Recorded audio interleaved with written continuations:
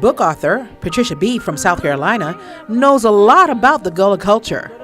The Gullah culture is very, very rich in the sense that it represents everything that embodies the history of the Africans who came to this area before we had bridges. So a lot of what we do basically represents the language, the culture, the food, the way of life, the traditions, etc. Church ceremonies, the way we do weddings, the way we even mourn for the ones who have gone on. So we have a very, very, very rich culture. Like many of the people I talked to during my trip through the festival, Patricia's family roots run deep on the Sea Islands, like Beaufort. I am very, very proud to say that my family members actually lived on these islands before we had bridges. So you can imagine that the dialect that you may even hear when I speak is basically because the Gullah language itself represents the language that came with our enslaved people before we had direct contact with the mainland. So we have lots of the African root words mixed with a little English, and that comes about to bringing the Gullah language itself. And Patricia has found a way to capture this language in an authentic way so that it can be shared by others, and so that others can be educated and entertained by another part of American history.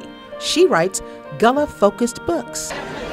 The first book that I did is Mama's Pearls, which is a book of my grandmother's words of wisdom. My grandmother lived to be 93 years old, and I grew up in a house with her. In the house, I remembered just various things that she would tell us, sayings such as, you have to crawl before you walk. I put those old sayings into poetry and then used her collection of pictures to make a photo poetry book. The captivating photos serve as historical timestamps of the late 30s and even times of slavery. My grandfather and grandmother were both born in 1896, so we know that my grandfather's grandmother was definitely born somewhere around 1850.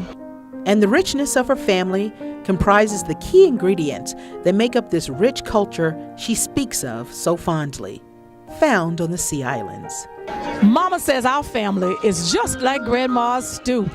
Each has a unique flavor, not the same of any two. Like the Vidalia onion, some of us are mild, oftentimes we're quiet, and occasionally we smile. But like a clove of garlic, some of us are more distinct. When given an opportunity, we say just what we think. We all strive for excellence. We work while having fun. But like the ham or neck bone, some take longer to get done. But like the carrot or the pea, all of us are so very sweet, and it's because of that special blend that this Gullah family is complete. Spoken like a true Southerner who has now made me hungry again. This time, hungry for more stories, though. By this time in my trip, I have met so many people, but one thing they all say in my interviews, one thing they all believe in, as they would say, know from whence you came round ya. Knowing my heritage has been very important to me because basically I do believe if you don't know where you're from, you definitely do not know where you're going. So my destiny definitely is connected to my path that has been laid from the lives of the people who have gone before me.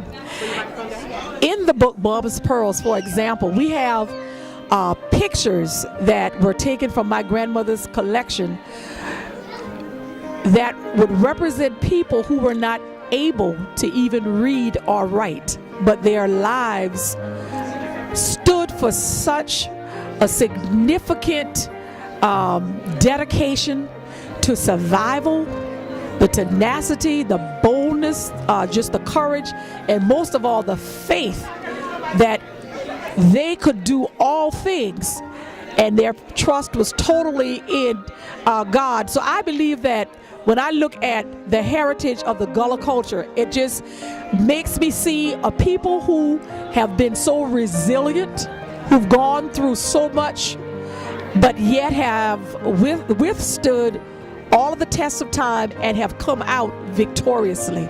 And that is the part that keeps me moving forward. And it does not matter what I may face.